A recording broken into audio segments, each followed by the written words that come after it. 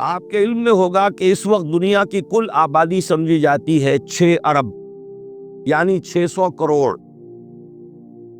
اس میں کم سے کم 120 کروڑ مسلمان ہیں امت مسلمہ۔ گویا کہ ہر 5واں انسان جو ہے دنیا میں وہ حضور صلی اللہ علیہ وسلم کا کلمہ پڑھتا ہے۔ اتنی بڑی تعداد، اس کے ساتھ ہی کتنا بڑا علاقہ جو ہے اس زمین کا وہ اللہ تعالیٰ نے اس امت کے قدموں تلے رکھا ہے۔ اگر آپ نے نقشہ دیکھا ہو دنیا کا تو آپ کو معلوم ہونا چاہیے کہ شمال میں جو بہت بڑا یہ نظر آتا ہے سائبیریا اور روس کا علاقہ، یہ سب غیر آباد ہے۔ اس طرح شمالی امریکہ میں بھی کینیڈا سے اوپر بڑے بڑے آپ کو بر اعظم سے نظر آئیں گے، یہ سب غیر آباد ہیں۔ جو آباد علاقہ ہے دنیا کا اور جو زرخیز علاقہ ہے دنیا کا، اس کا کتنا بڑا حصہ ہے کہ جو امت محمد صلی اللہ علیہ وسلم کے قدموں تلے۔ انڈونیشیا، ملائیشیا سے چلے آئیے، اس کے بعد مسلسل چاہے کئی مسلمان اقلیت میں تھوڑے بہت ہیں، لیکن پھر بنگلہ دیش آتا ہے، بڑی عظیم اکثریت کا ملک ہے۔ پھر بھارت میں اگرچہ اقلیت میں ہے لیکن 20 کروڑ مسلمان بھارت میں اس وقت ہے۔ پھر جو پاکستان سے شروع ہوا سلسلہ، افغانستان، ایران، چلتے جائیے ادھر ترکستان، چینی ترکستان، روسی ترکستان، پھر آگے چلیے عالم عرب، افریقہ کا پورا شمالی علاقہ، افریقہ کا تقریباً سارا وسطی علاقہ، یہ سب کیا ہے؟ کتنا بڑا رقبہ ہے، اور ہر طرح کی نعمت اللہ نے دی ہے۔ اس میں نباتات بھی ہیں، اس میں معدنیات بھی ہیں، اور سب سے بڑھ کر آج کی دنیا میں جو اہم ترین شے ہے کہ پیٹرول جو ہے، تیل جو ہے، اس کے سب سے بڑے ذخائر وہ ہیں کہ جو مسلمانوں کے قدمے تلے۔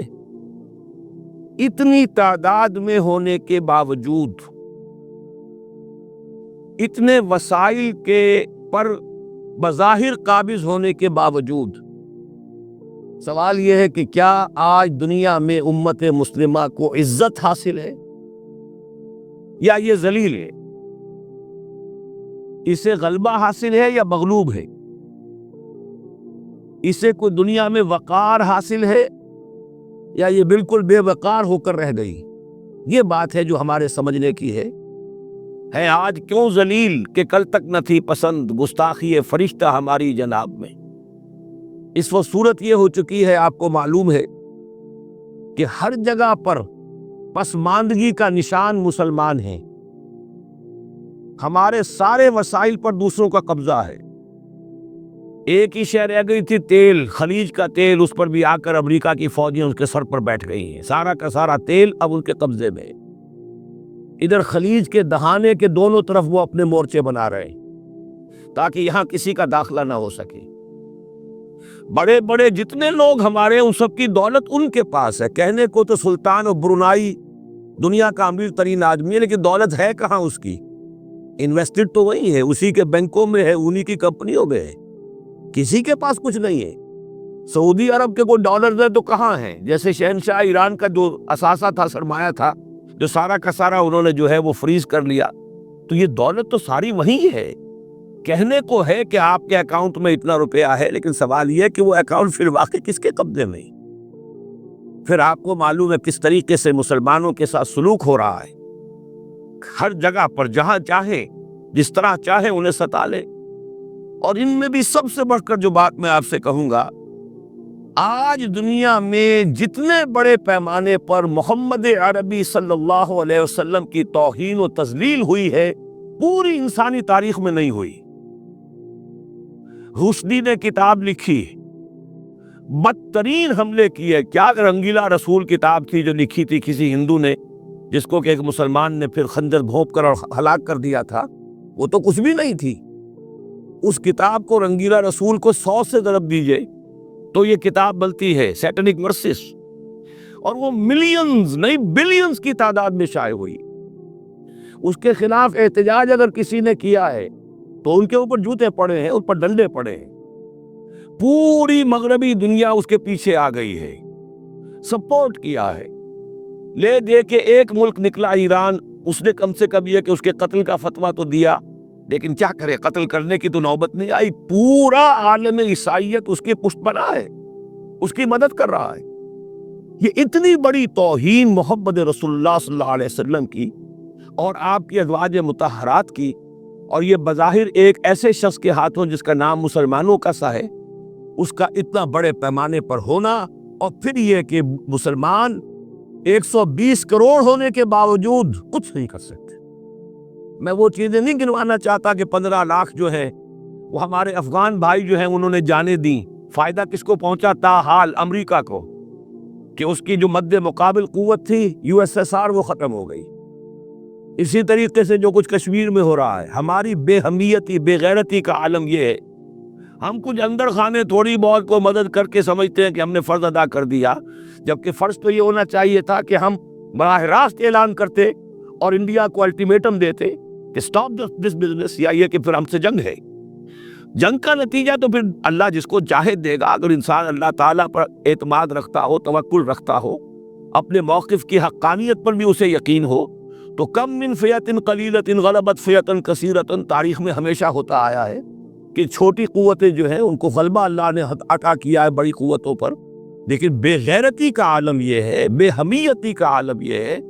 زبانی کلابی ہم سے بڑا ہمدرد کوئی نہیں مسلمانان کشمیر کا، جس لیڈر کو دیکھو بڑھ چڑھ کر بیان دے گا، لیکن عملاً ہم کیا کر رہے ہیں؟ یہ ساری صورتحال جو میں نے آپ کو بتائی ہے، ویسے تو اب یہ کہ اگر اس میں ایک خاکہ سا میں نے آپ کے سامنے رکھا ہے، اس میں رنگ بھروں تو ظاہر ہے کہ یہ پورا گھنٹہ اسی میں لگ جائے گا، لیکن جو اس کا اصل لب لباب ہے وہ یہ ہے کہ ہم اپنی جگہ بڑے خوش ہیں کہ ہم امت مرحوم ہیں، ہم تو امت محمد ہیں صلی اللہ علیہ وسلم، ہم تو اللہ کے پیارے ہیں، ہم اللہ کے لاڈلے ہیں، ہمیں اللہ کی شفاعت، ہمیں اللہ کے رسول کی شفاعت بھی ملے گی، جنت تو گویا کہ ہمارا پیدائشی مقام ہے۔